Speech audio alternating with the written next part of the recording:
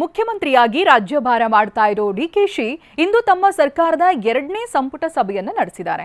ಇದೇ ಸಭೆ ಬಳಿಕ ಹೊಸದೊಂದು ಘೋಷಣೆ ಮಾಡಿದ್ದಾರೆ. ಜನರ ಸಮಸ್ಯೆ ಆಲಿಸುವುದಕ್ಕೆ ಹೊಸ ಇಲಾಖೆಯನ್ನ ಸ್ಥಾಪಿಸೋ ನಿರ್ಧಾರ ಪ್ರಕಟಿಸಿದ್ದಾರೆ.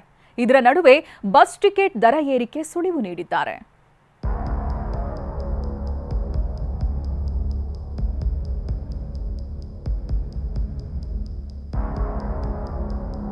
ಮಹಿಳೆಯರಿಗೆ ಉಚಿತ ಬಸ್ ಪ್ರಯಾಣ, ವಿದ್ಯಾರ್ಥಿಗಳಿಗೂ ಉಚಿತ ಸಾರಿಗೆ, ಹೀಗೆ ರಾಜ್ಯದ ಜನರಿಗೆ ಉಡುಗೊರೆ ಕೊಟ್ಟಿರೋ ಸರ್ಕಾರ ಮತ್ತೊಂದು ಕಡೆ ಬರೆ ಎಳೆಯೋಕು ಸಜ್ಜಾಗ್ತಿದೆ.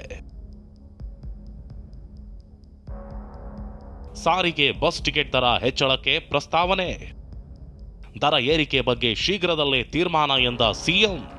ರಾಜ್ಯ ಸರ್ಕಾರ ಒಂದ್ ಕಡೆ ಗ್ಯಾರಂಟಿ ಮೇಲೆ ಗ್ಯಾರಂಟಿ ಘೋಷಣೆ ಮಾಡುತ್ತಾ ರಾಜ್ಯದ ಜನರಿಗೆ ಖುಷಿ ಕೊಡ್ತಿದೆ. ಇದರ ನಡುವೆ ಶಕ್ತಿ ಯೋಜನೆಯಿಂದಾಗಿ ಸಾರಿಗೆ ಇಲಾಖೆಗೆ ಸದ್ಯ 5,173 ಕೋಟಿ ರೂಪಾಯಿ ಮೊತ್ತದ ಕೊರತೆಯಾಗಿದೆ.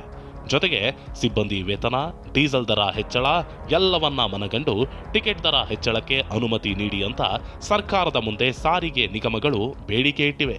ಇದೇ ಮನವಿ ಬಗ್ಗೆ ಇಂದು ಸಂಪುಟ ಸಭೆ ಬಳಿಕ ಪ್ರತಿಕ್ರಿಯಿಸಿದ ಸಿಎಂ ಡಿಕೆ ಶಿವಕುಮಾರ್, ಸಂಸ್ಥೆಯನ್ನ ಉಳಿಸಬೇಕು ಹಾಗೂ ಜನಸಾಮಾನ್ಯರಿಗೂ ಹೊರೆಯಾಗದಂತೆ ಶೀಘ್ರದಲ್ಲೇ ಕ್ರಮ ಕೈಗೊಳ್ಳೋದಾಗಿ ಹೇಳಿದ್ದಾರೆ. ಕೆಎಸ್ಆರ್ಟಿಸಿನೂ ಉಳಿಬೇಕು, ಜನರಿಗೂ ಅನುಕೂಲ ಆಗಬೇಕು.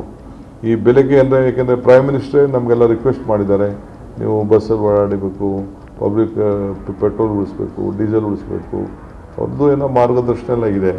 ಅವ್ರದ್ದೆಲ್ಲ ಕೂಡ ನಾವು ಗಮನದಲ್ಲಿ ಇಟ್ಕೊಂಡು ರಾಜ್ಯದ ಹಿತಕ್ಕೆ ಏನು ಮಾಡ್ಲಿಕ್ಕೆ ಸಾಧ್ಯ, ಜನರ ಹಿತಕ್ಕೆ ಏನು ಮಾಡ್ಲಿಕ್ಕೆ ಸಾಧ್ಯ, will take A decision at earliest possible. ಸಾರ್ವಜನಿಕರಿಗೆ ನ್ಯಾಯ ಒದಗಿಸಲು ಪ್ರಜಾಸೇವೆ ಇಲಾಖೆ.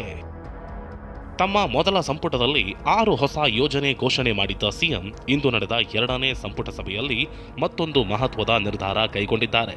ಜನಸಾಮಾನ್ಯರು ತಮ್ಮ ಕಷ್ಟ ಸಮಸ್ಯೆಗಳ ಬಗ್ಗೆ ಸಚಿವರು, ಶಾಸಕರು, ಅಧಿಕಾರಿಗಳ ಬಳಿ ಮನವಿ ಸಲ್ಲಿಸುತ್ತಾರೆ. ಆದರೆ ಆ ಸಮಸ್ಯೆಗಳಿಗೆ ಪರಿಹಾರ ಸಿಗ್ತಿಲ್ಲ.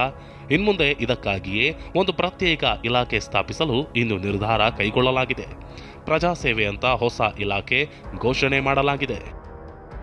ಜನರ ಸಮಸ್ಯೆಗೆ ನ್ಯಾಯ ಕೊಡಿಸಲು ಹೊಸ ಇಲಾಖೆ ಸ್ಥಾಪನೆ ಮಾಡೋ ನಿರ್ಧಾರ ಕೈಗೊಳ್ಳಲಾಗಿದೆ. ಅದರಂತೆ ಪ್ರತ್ಯೇಕ ಪ್ರಜಾಸೇವೆ ಇಲಾಖೆ ಸ್ಥಾಪನೆಯಾಗಲಿದೆ. ಈ ಇಲಾಖೆಗೆ ಪ್ರತ್ಯೇಕ ಸಚಿವರು, ಐಎಎಸ್ ಅಧಿಕಾರಿಗಳು ಇರಲಿದ್ದಾರೆ. ರಾಜ್ಯದ 224 ಕ್ಷೇತ್ರಗಳಲ್ಲಿ ಎಲ್ಲಾ ಸಚಿವರು ಸಭೆ ನಡೆಸಬೇಕು.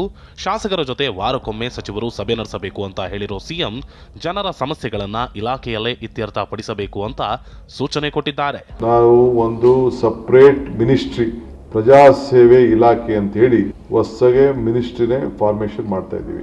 ಅದಕ್ಕೊಂದು ಸಪರೇಟ್ ಮಿನಿಸ್ಟ್ರಿ ಕೂಡ ಆ ಡಿಪಾರ್ಟ್ಮೆಂಟ್ನ ಅಟ್ಯಾಚ್ಮೆಂಟ್ ಮಾಡ್ತಾ ಇದ್ದೀನಿ. ಇನ್ನು ಪೂರ್ಣಗೊಂಡಿರುವ ಹಳೆ ಕಟ್ಟಡಗಳು ಹಾಗೂ ತಾತ್ಕಾಲಿಕ ವಿದ್ಯುತ್ ಸಂಪರ್ಕ ಹೊಂದಿರುವವರಿಗೆ ನೀರು ಮತ್ತು ವಿದ್ಯುತ್ ಒದಗಿಸಲು ಇಂದಿನಿಂದ 15 ದಿನಗಳ ಹೆಚ್ಚುವರಿ ಕಾಲಾವಕಾಶ ನೀಡಿರುವ ಸರ್ಕಾರ ಖಾಲಿ ನಿವೇಶನಕ್ಕೆ OCCC ಕೊಡಲು ಸಾಧ್ಯವಿಲ್ಲ ಅಂತ ಹೇಳಿದೆ. ಬಿಡದಿ ಟೌನ್ಶಿಪ್ ಬಗ್ಗೆಯೂ ಮಾತನಾಡಿದ ಸಿಎಂ, BSY HDK ಮಾಡಿದ್ದನ್ನೇ ಮುಂದುವರಿಸುತ್ತೇನೆ, ಇದರಲ್ಲಿ ಹೊಸದೇನು ಇಲ್ಲ ಎಂದಿದ್ದಾರೆ. ನಾನು ಕುಮಾರಸ್ವಾಮಿ ಅವರು ಏನು ನೋಟಿಫಿಕೇಶನ್ ಮಾಡಿದ್ರು, ಯಡಿಯೂರಪ್ಪನವರು ಏನು ಮುಂದುವರಿಸಿದ್ರು, ಅದನ್ನ ಮುಂದುವರಿಸ್ತಾ ಇದ್ದೀವಿ. ಹೊರತು ನಾವೇನು ವಸ್ತು ಮಾಡ್ತಾ ಇಲ್ಲ. ಒಂದ್ ಕಡೆ ಬಸ್ ಟಿಕೆಟ್ ದರ ಏರಿಕೆ ಸುಳಿವು ನೀಡಿರೋ ಸಿಎಂ, ಮತ್ತೊಂದು ಕಡೆ ಪ್ರಜಾ ಸೇವೆ ಅನ್ನೋ ಹೊಸ ಇಲಾಖೆಯ ಘೋಷಣೆ ಮಾಡಿದ್ದಾರೆ. ಹರೀಶ್, TV9 ಬೆಂಗಳೂರು.